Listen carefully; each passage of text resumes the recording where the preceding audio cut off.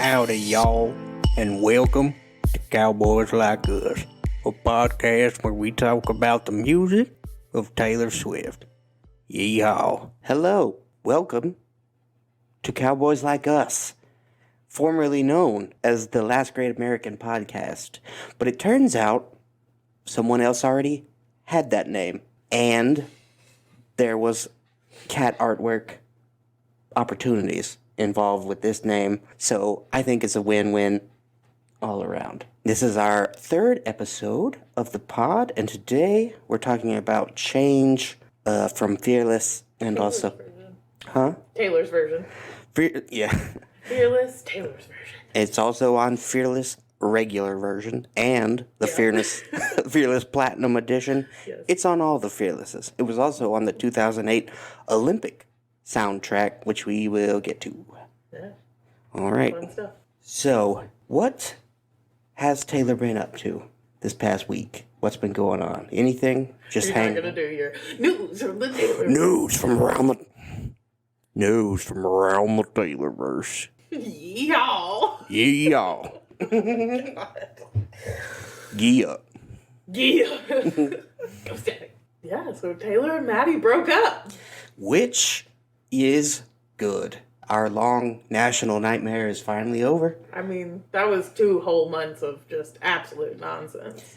Yeah. He got a few more dumb things in before the breakup was announced. Among them, he said that people who were hurt by his comments, or claimed to be hurt by his comments about Ice Spice and everything, were either His racist comments.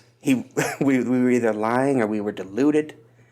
And he was also seen wearing merch from a certain podcast called the Red Scare Podcast, which is a podcast by a couple of ladies who talk about fascist bullshit and how feminism's bad.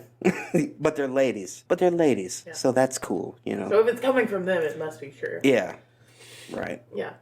And the Red Scare ladies called Taylor's mom Miss Piggy.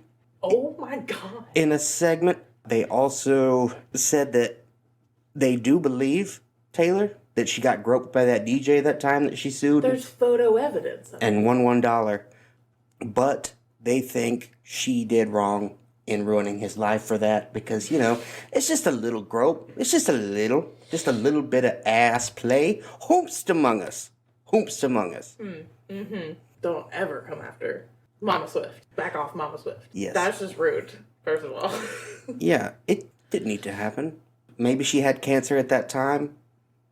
I'm unsure. It was a while back, I believe, when Miss Americana came out, so... You know, she's never done anything worse or worth being called that, you know? Yeah, so it was very strange to Swifties that Maddie would be seen wearing... of that. Yeah, seen wearing their merch when they were clearly very anti-Taylor in different ways. But none of that matters because it's over now. And we can all just move on with our lives, and it's almost as if it didn't matter at all. It is almost as if it didn't matter. It's almost as if it wasn't really a problem. Yep. That is one of our favorite slogans at my job is it's almost like it wasn't even a problem. Yep. She, got out of a long relationship. She had a rebound, and... Like the best of us. Moving on, onward and upward. Yeah. I have kind of been on the rant since this has come out that they have broken up, that I just don't really know what Tree Payne's out here doing. That's Taylor's publicist. Because the source that said that they had broken up to the media said that they weren't that interested in each other, and then on the other hand, they didn't have enough time for each other. So it's like, what road are we going down? Do they not like each other, and that's why they broke up? Or do they not have enough time for each other because they're both on tour? Both of them are fine excuses, but pick one. Yeah. Choose a lane. We've entered the spin zone, which we're always in, because like we said in episode 1, I believe it was, Taylor is always very in control of the narrative with her life and, wants to present a certain image to the public. So it's all very curated. And trying out a couple different strategies right now, it seems like, to figure out what works best. Yeah, it's almost like they sent them 2 copies and they didn't know which one to use. Yeah. They were like, well, in this one you say they didn't really like each other. They were just having fun. And in that one you say, they're just so busy. I guess I do like that they didn't try for, Taylor really liked Maddie, but he said some racist things that Taylor was unaware of until recently, and she just couldn't handle that. Yeah. She doesn't represent that. Stand by that. Taylor really wanted to support Maddie, but she just couldn't get past the racism and the misogyny. Yeah. My she friend was really torn. One of my friends, I think it was Mary or Christy, one of them. Shout out. Future guests of the pod. Go ahead and shout out Morgan. I think she's the only one we haven't touched on. Don't want to leave her hanging. That's right. Morgan and Victoria, all of them. One of them sent a link in our group chat that was from The Onion, and it was like, Taylor Swift writes a new song called My Little Racist Man or something. People are wondering who it's about. Yeah, Did you see that? I think I saw that. That's amazing. That was quality. Yeah. You can only imagine. I can only imagine that we're going to get some solid, Maddie Healy inspired songs. Do you think so? Next song. Maybe not. It depends on when we get new music. I just don't even... Yeah, that's true. But I just don't even know if it lasted long enough or made enough of an impact. You know what I mean? Just a little bit of assing around. I feel like she's had similar relationships of just assing around, as you say, where, some big songs came out of it. I can't think of any right now off the top of my head. Connor Kennedy is coming to mind, but I don't remember how long they dated. And I'm probably going to look it up. It's going to be like, they were together for 5 years.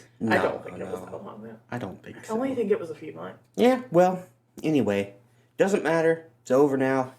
Life goes on. Another piece of good news we got was the announcement of the Speak Now TV track list with the vault songs and everything. And we learned that there were 2 big features on it. Hayley Williams of Paramore is on Castles Crumbling, which she had sort of teased at one of her concerts, at one of Paramore's concerts. And the other one is a band you may have heard of called Fall Out Boy. A little band. Fall Out Boy. Yep. Super indie band. Yeah, really up and coming. They on the come up, So Much for Stardust came out in March. Let's do it. It bangs. Buy the CD. Yeah, go buy it. Go buy the record. Get the 8-track. Yeah, I'm very excited. And the Fall Out Boy feature is on a song called Electric Touch, which sounds sexy and like a song Prince would have put out. So I'm excited in lots of ways. I'm excited about it. I think it's going to be really cool.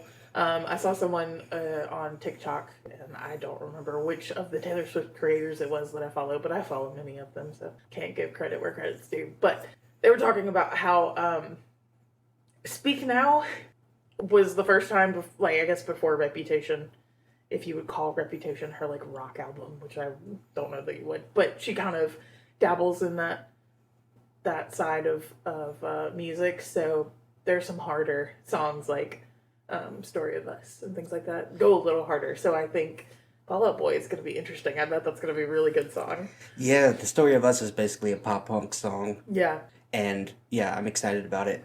I think she also said that Pete from Fall Out Boy and Hayley were 2 of the lyricists who really inspired her writing for Speak Now, and just around that time, what she was listening to. So that's cool to know, Just like me, for real.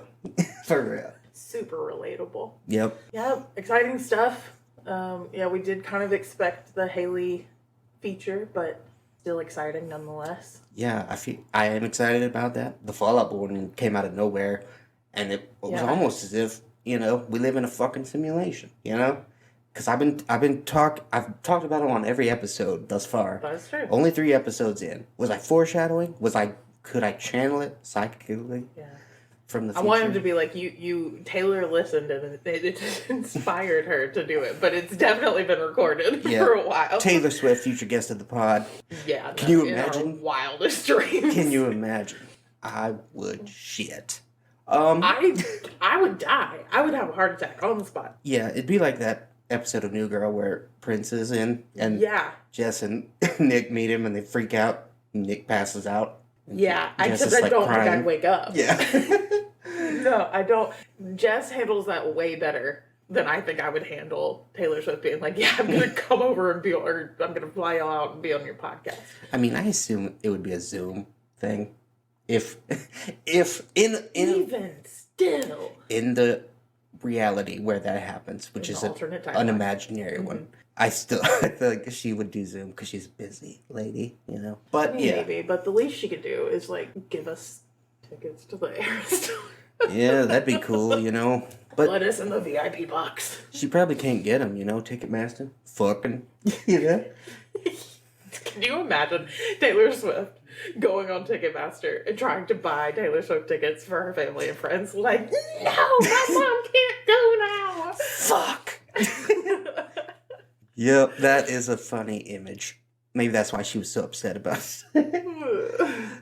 In other news, Taylor has been photographed a lot lately, coming in and out of Electric Lady Studios in New York City, which is a very famous recording studio that was designed by Jimi Hendrix back in the day, and it has played host to a variety of important artists: Led Zeppelin, David Bowie, Stevie Wonder, lots of others have all recorded there, and Taylor has recorded there on Lover, Folklore, Fearless TV, and Red TV, and Midnights.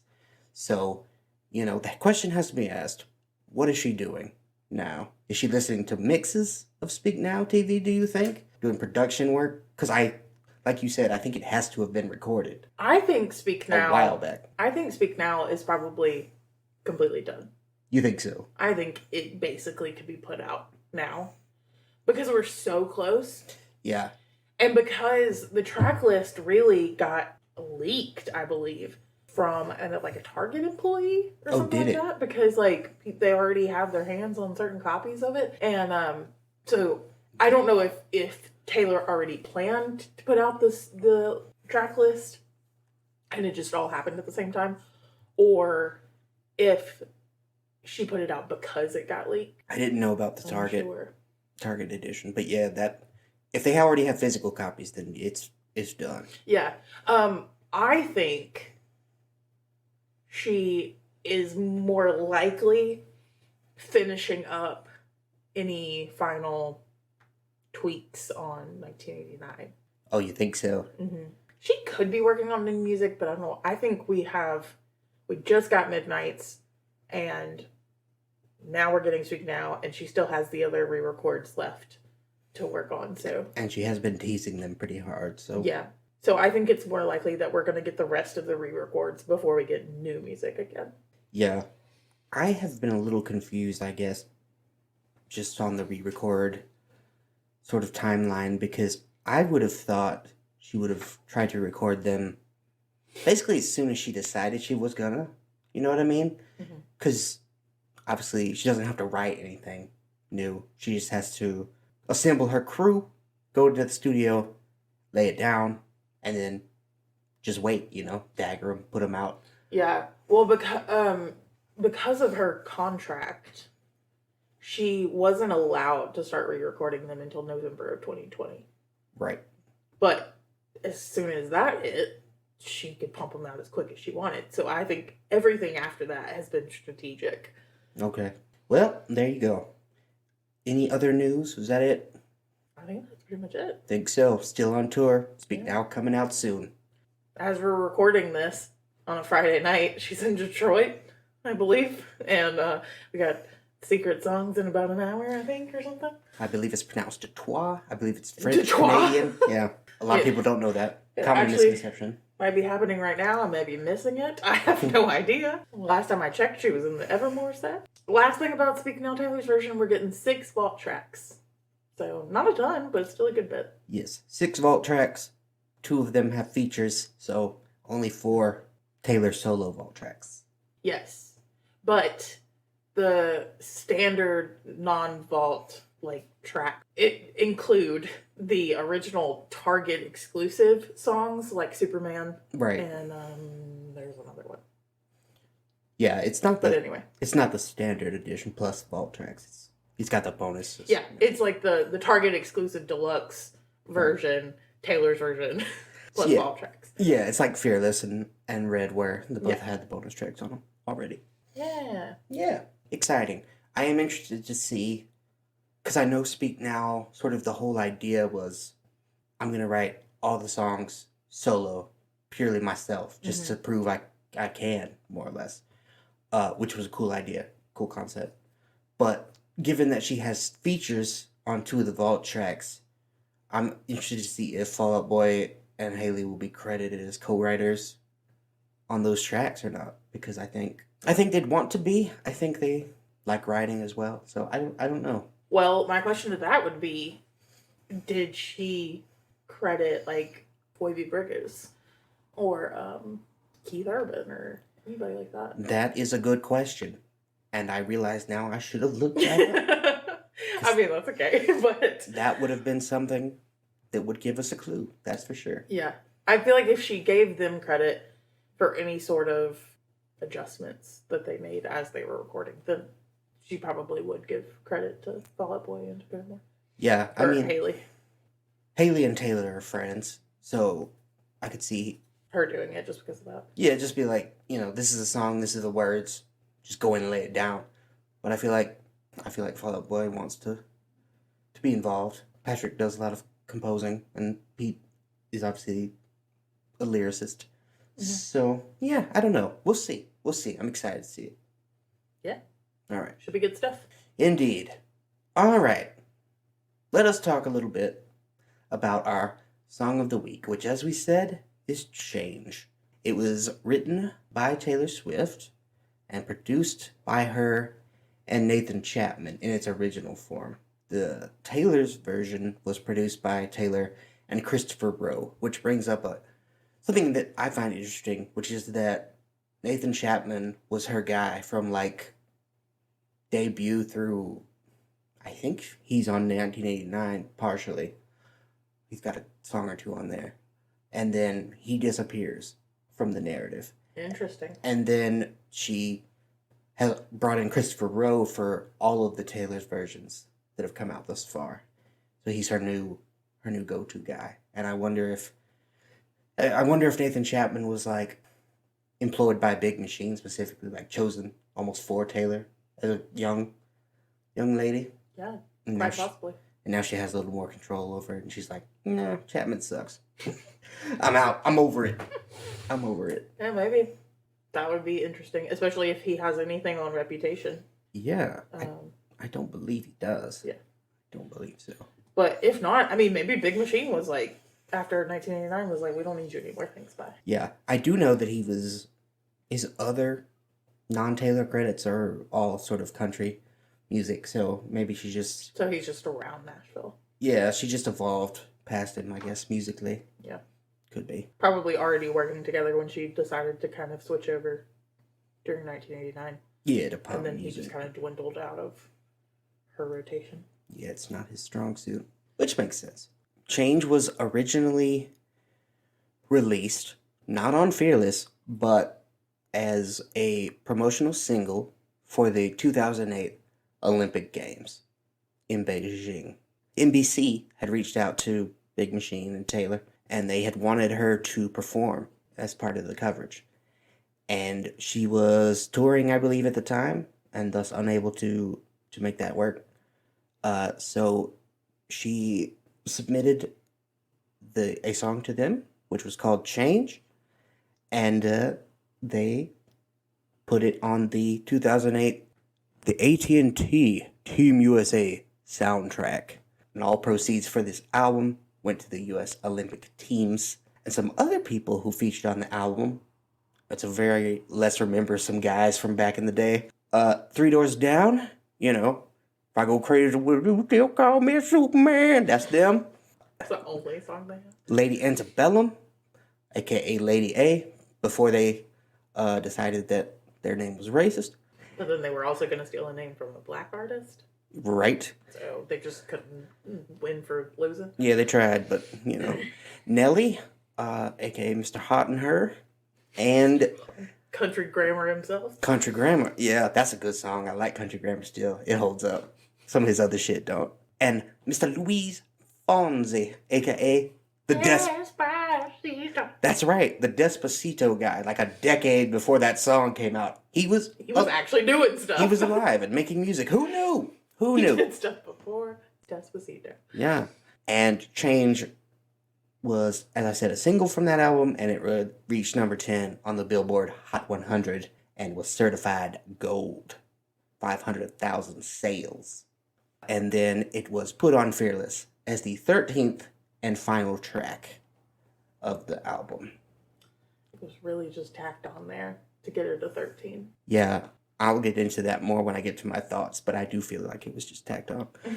In the meantime, what has Taylor said about this song? Taylor came up with the idea of the song shortly after signing to Big Machine in 2005. She said, quote, "I wrote this song about being on a small record label, being a 16-year-old girl, and having a lot of odds stacked up against all of us. It was about having a bunch of big companies on Music Row that had a lot more room in their buildings and a lot more employees than our 12. A lot of people, if given those odds, would say that's not going to work." After Taylor started Change, she let it sit for a while, waiting for something to inspire its completion. The inspiration came after she walked off with the Horizon Award, a victory that was important not only to her, but also to the founder of Big Machine. She said, quote, "I looked over at Scott Borchetta after I won and he was crying," she said. "That's when I finished the song because I knew I could finish it. I couldn't finish it until something like that happened. It was absolutely the most amazing night of my life, getting to see the emotion of all the people who worked so hard for me. So I wrote that song about that. Yeah, that's what she said." Yes. So, written about being an underdog with Big Machine, which was a record label started by Mr. Scott Borchetta. Scott Borchetta, he's spicy meatball. It's me, Scott Borchetta. Scott Borchetta. And then nothing bad ever happened with them. He proceeded to be the best person around town. And to talk about it, I think it's time to go to Kimberly's Clown Corner once again.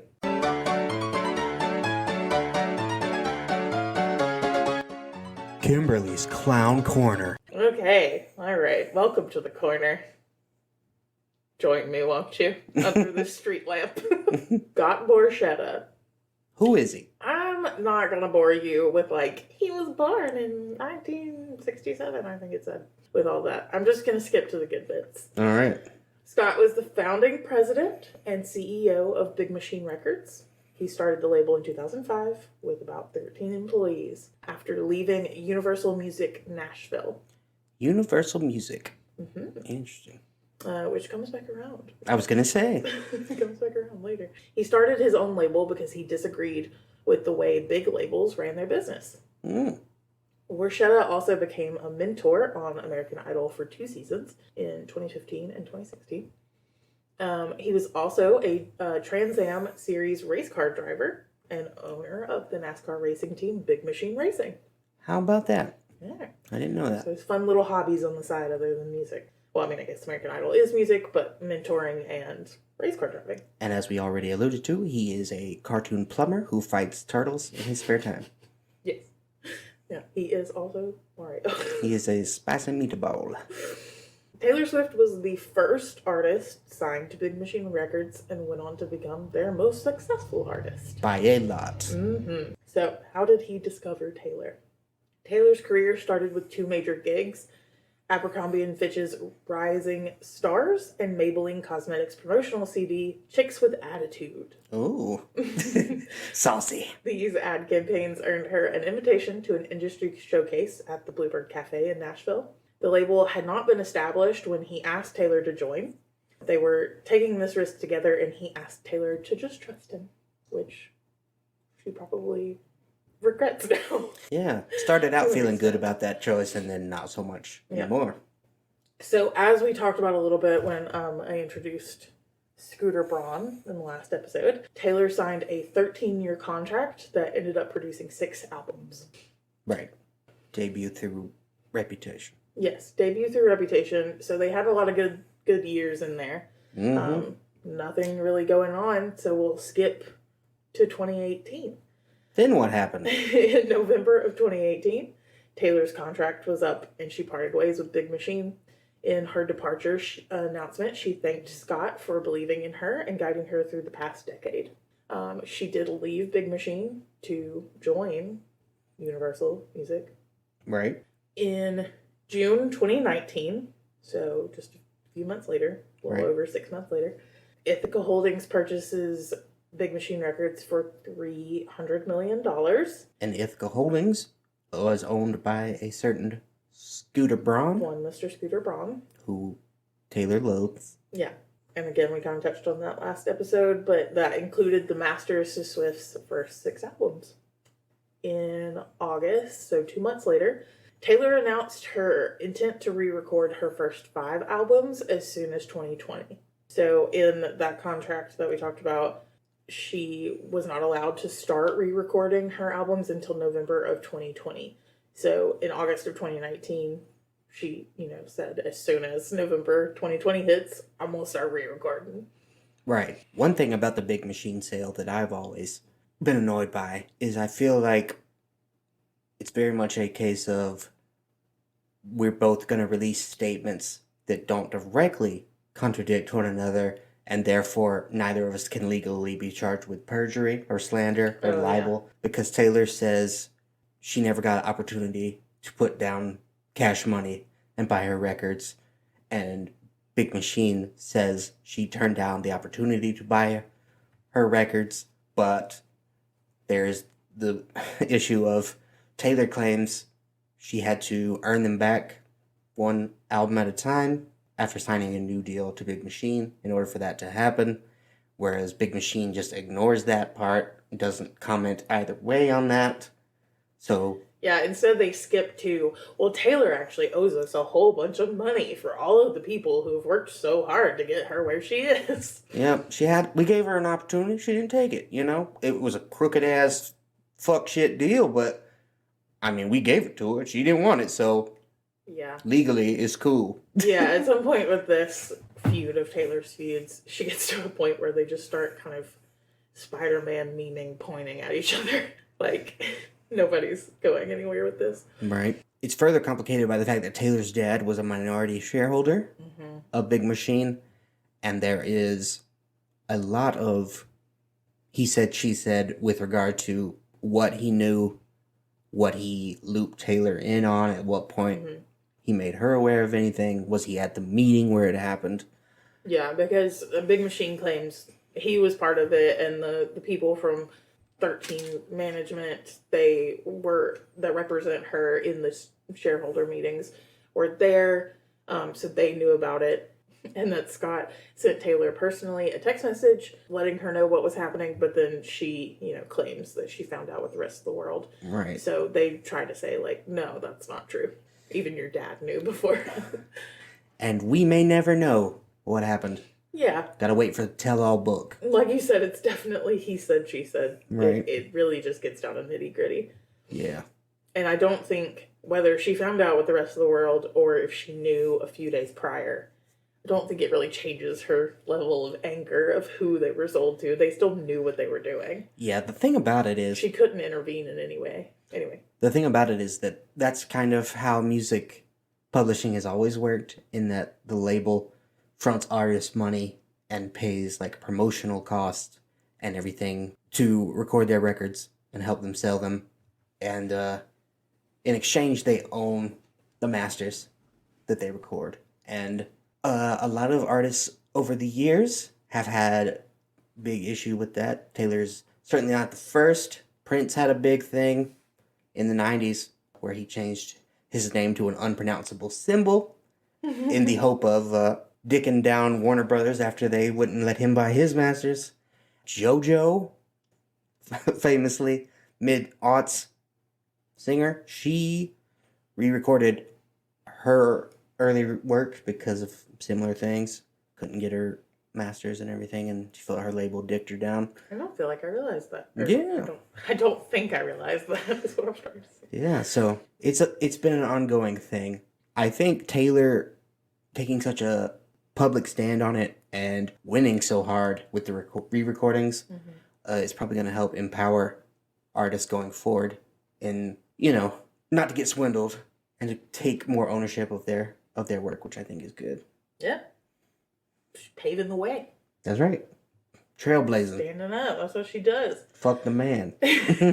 So in November 2019, Taylor speaks out on social media about Big Machine prohibiting her from performing her old songs from her first 6 albums at the AMAs.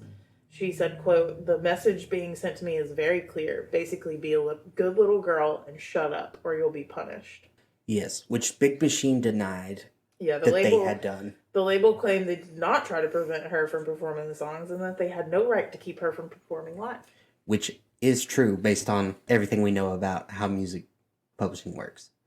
They own the master recordings, and they, in Taylor's case, had a clause preventing her from re-recording songs that they owned masters to for a certain length of time, but they, at no point in the contract at least, had any authority to prevent her from performing any song live anytime she wanted.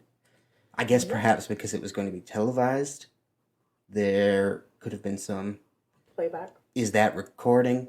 Type that's of thing. Basically what it came down to was if they play the AMAs back, like, does that count as a recording? But Big Machine came out and said that they would agree that that doesn't count as a recording as long as Taylor continued to stick to the agreement that she wouldn't actually re-record on an album, any of the masters until November 2020. That's also what they did to permit her to use those songs for Miss Americana. So fun stuff. Since all of this happened, Taylor has made many comments on the sale of her masters to Scooter Braun. But regarding Scott, she has said, "I found myself being very triggered by any stories, movies, or narratives revolving around divorce. All of a sudden, this person that you trusted more than anything in the world is the person that can hurt you the worst. This is what happens when you sign a deal at 15 to someone for whom the term loyalty is clearly just a contractual concept. And when that man says music has value, he means its value is beholden to men who had no part in creating it." Woof. Yikes. Yeah, I mean, like she said, she was 15 when she signed a contract with Big Machine based on, just trust me, bro. To a man who was old enough to be her father. And she, I'm sure, saw him that way for a while as a secondary type father figure. Yeah. And then he turned around and screwed her over. That's the kind of thing that stays with you, man. Stays with you. For sure. So that's pretty much it. That's Scott. That's all he adds to the story. Yeah, he's just a and now he's gone. Silly Italian man. Just a little Italian plumber man. Being attacked by Goombas and, his brother, Luigi Braun. Scooter Luigi. Scooter and Luigi. So, just like I did with Carly, a couple of other songs that are rumored to be about Scott or about Scott and Scooter in this situation. So, The Man on Lover, obviously, Taylor's struggle with men in the industry. Right. My Tears Ricochet from Folklore. That one is for sure. Yeah. Mad Woman from Folklore. Mm-hmm. And Vigilante Shit from Midnight. So there's definitely other ones as well, but those are just a selection. Vigilante Shit is interesting. It's more about Scooter than about Scott. Yeah. But it's kind of about both. I feel that. I have also seen that people think Karma is about... Yeah. Well, Oliver Fuse, really, but... That's what I was going to say. Karma is, to me, like... Is he the Spider Boy? Is he the King of Thieves? Her panties did make his crown. Yes. Not panties, as I first heard and was horrified by. I still hear it as panties. No, I think Karma, like, this is why we can't have nice things. It's about all of it. There's a line for every single person who's ever done her wrong. It's just a big old fuck you song. Exactly. Just generally, yeah. Exactly. All right. But well, I mean, yes, you could say it's about him too. Indeed. Well, thank you for taking us to your clown corner once again. And we'll be back next week to do more clownery. But for now, let's move on to critical response to change. So most people who reviewed it believed that it was pretty mid, to put it mildly. And a bit generic and a bit just, because it was for the Olympics, people just were like, oh, it's a generic sort of sports, we shall overcome type song. It's not really about much of anything, which was perhaps unfair given what we know of its origin now. But it does seem pretty boring and pretty, like a 15-year-old wrote it, which is what more or less happened. Yeah. And they also felt that on the original version, Taylor's voice was too thin and too high and just not strong enough really to carry that sort of big anthemic sports melody that it's trying to do in the chorus. Yeah. Which I cannot vouch for because I did not go back and listen to the original because I didn't want to give Scoots the money. So, did you notice a difference in the re-record versus the original? Going into it, I already knew that I didn't like this song, so I wasn't excited for the re-record of it. I didn't think it was going to change anything about it for me, and it definitely didn't, but I did give it time. I mean, I listened to it with the first listen through of the re-record, and I listened to it for this podcast, but I think even what her matured voice added to it was not enough to save it. Not enough to overcome, but it was different, though, you think? Yeah, I think it was a notable improvement. Mm-hmm. Cool. All right. Fandom response. Mr. Rob Sheffield of Rolling Stone, on his list, which we've talked about, ranks all of Taylor's songs recorded through Midnights. He put Change at number 204 out of 229 songs. I am so incredibly curious to know, and I might go look it up after this. What could possibly be closer to the bottom? What is number 229? Because this song should at least be in the 220s. Yeah, I don't remember. If not way closer to the bottom.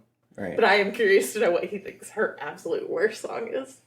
Because this one's definitely in the running for me. Well, he doesn't have it as low as you, but he does have it low. 204. Yeah. Which is very low. By far the lowest we've talked about. Yeah, very low, but I think it could go lower. Yeah, the lowest we've talked about so far by a lot. Yeah. And then in r/Taylor Swift on Reddit, they did the Fearless Taylor's Version Survivor game, where they tried to figure out the best tracks, and Change came in 26th place out of 27. The only track it was ahead of was Superstar, which is a bunch of bullshit because Superstar is a solid song and I stand by it. Superstar is a solid song. Y'all wild for that. Y'all are wild for that. Superstar is a solid song. It's not one of her best songs, but it's good. But that's why it was it's not 27. A vault track, you know what I mean? Yeah, it's not 27. That's outrageous. It's not 27. Not on Fearless Taylor's version. Like, there were so many vault songs we got that, should have stayed in the vault. Yeah, for sure. And Change should have gone into the vault. Superstar should have stayed twice. Which, gets us to our next segment where we talk about our thoughts on the song. And I do not much care for this song, to be honest. It's a skip for me on Fearless. Whenever I go back and I listen to it, I skip straight from Forever and Always to Jump Then Fall, which I believe is the Fearless TV track list. I think that's how it goes. Or maybe not. I don't know.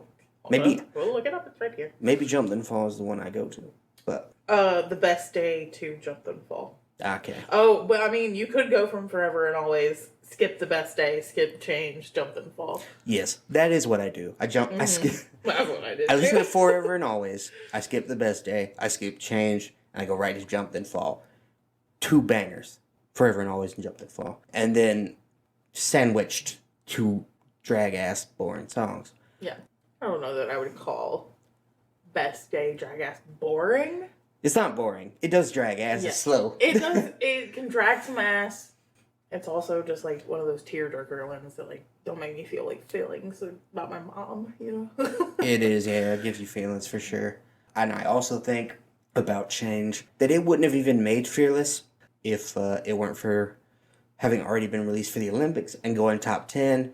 I think Big Machine thought we can tack this thing on to the end.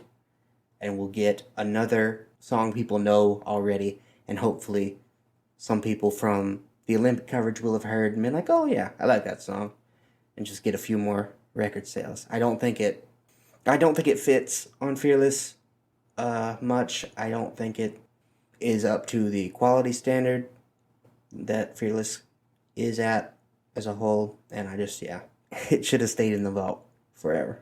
Should have never came out. That's what I think. I agree. I think that's pretty evident by what I have said thus far, but I do agree that it's 100% of the time a skip for me. Like I said, I gave it a re-listen when the re-records came out, and I gave it a listen for this podcast because it's not doing it justice if I don't listen to it while I'm actually like doing my thoughts and notes and stuff. Have it fresh on the mind. But I cannot stand this song. I even put, in my thoughts, it's less annoying on Taylor's version, but still not worth my time. Right. There are so many better options in the vault. There are definitely vault songs, like we said, that should have stayed in the vault, but there are songs like this that should have been taken off the album and put into the vault. Yeah, for sure. I would put Superstar over it. It's not a vault song, technically. It's a bonus track. Sure. Fearless Platinum, whatever it was. I'd put that on the standard version over it. I'd put Jump and Fall over it. I'd put Jump and Fall over it. Easy. I'd put Jump and Fall over it over most songs on it, to be honest. About half of them, probably. Because I think Jump and Fall is a banger. And we'll get there. I like that one. I would put We Were Happy on over it. I would Mr. Perfectly Fine over it. Yeah. Yeah. There may be more, but those are the ones I can remember off the top of my head that I would definitely put on over it. For sure. Today Was a Fairy Tale. It's on Fearless TV. It wasn't originally, a Fearless song. It was for a movie, but I've put it on over it. For Valentine's Day. Yep. Yeah, I don't think it needed to be on there, but like we talked about, I think they tacked it on to the end to round it out to 13 because Taylor loves that number. I think she was sitting on 12 for the main album and was like, let's just throw it in there for 13, and that way, I have it on my end to make me some money, and not just for the Olympics.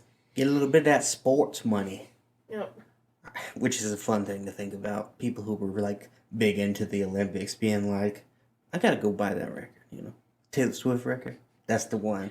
I think their goal was more, how do we get all of the teenage girls interested in the Olympics? Oh, so you think it's the other way? I think it's the other way. Okay. I think they were like, let's get all of Taylor's demographic interested in the Olympics by putting her on this CD and promoting the Olympics to them. I don't think it was, oh man, I'm really into the Olympics and also Taylor Swift, like my dad who loves to watch the Olympics on their own. I don't think he was like, oh yeah, Taylor Swift, I gotta go get the CD. I do think that was part of why they put it on the record. I really do. I think if they'd asked Taylor, she'd have been like, I don't think that's gonna move any units. But I think somebody at the label was like, we gotta put it on there, It's a proven hit. Got that Olympics crossover money is coming in. We're gonna get it. I mean, I don't know. Put it on there. We weren't there. That one was a top 10 hit already before the album was released. So it was a proven hit song, I think. What was the first one off that? Was Love Story? Fearless? You Belong With Me. You Belong With Me was first, you think? I think so. Let's just have a look. We got the technology. Why we fucking? I don't know. Why we fucking around pretending we ain't got it? I think it was You Belong With Me, though. Fearless. Taylor. And Love Story, then White Horse. Swift album. Alright. Fearless, the album, was released November 11th, 2008. And the only single that came out before the record was Love Story. Oh. September 15th, 2008. And changed because it was on the Olympic thing. So yeah, that's two proven hits. Helped move some units. I think that was somebody's idea. And I think... I mean, maybe. That guy got fired, because, that wasn't going to help anything. but, he tried. Good on him. Yeah. Right? Do you have any other thoughts on it before we get to the rankings? Not really. It sucks and I hate it. All right. Well, then I guess it's time to give our official rankings. A quick reminder for the folks at home. We rank every song from 1 to 10. 1 is bad. 10 is good. 5 is mid. So, what do you have it at? I ranked it at a 3, which is gracious. And you think it might be her worst song? You think it could be 229 if you were to list them out? If he had said it's 229, I'd be like, yeah, awesome. Do I think it's my 229? No, not necessarily. I think it's like 227. So you might go below a 3 for another song in the I future, did originally. Oh, you did? You came up on I it. did originally, and then I put an explanation next to it. So I originally gave it a 1.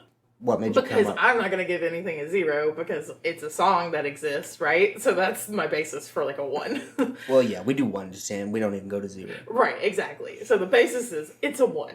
It's a song that exists, it's a 1. So I was going to give it a 1. But then I listened to it for the podcast and I reminded myself, I was like, yes, this is always, always, always, always a skip for you.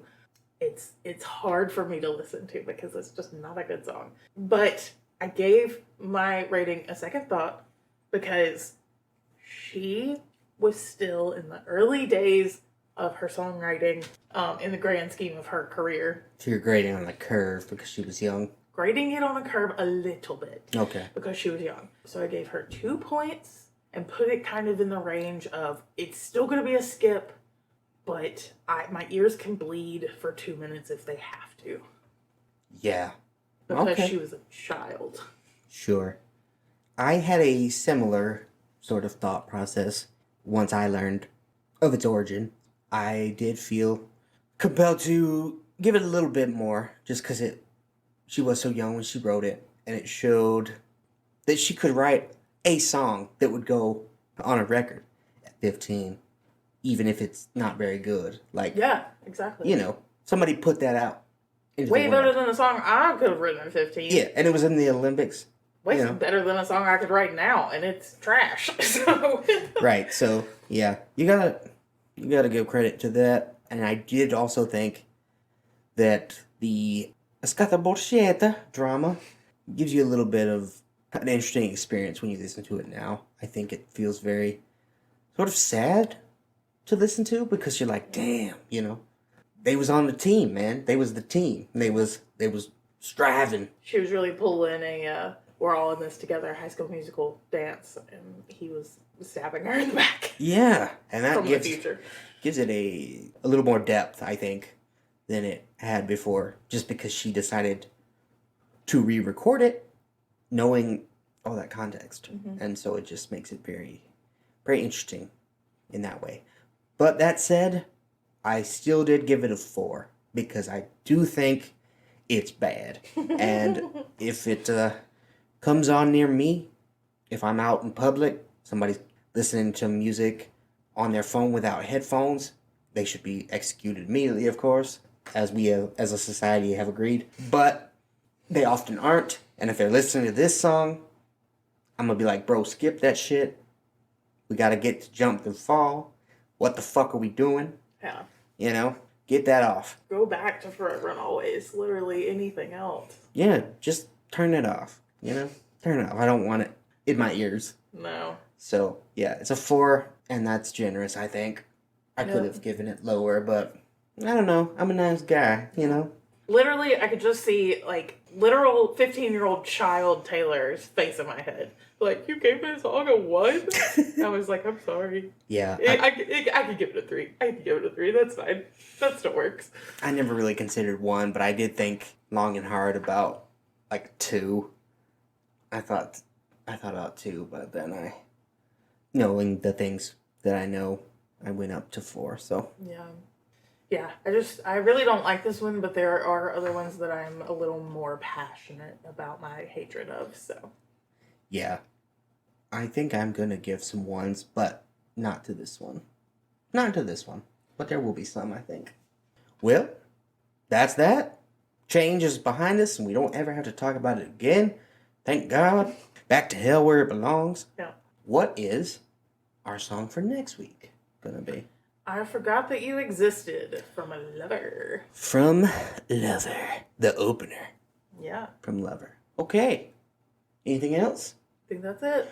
All right. Follow us on socials. Yes. Thank you for listening to Cowboys Like Us.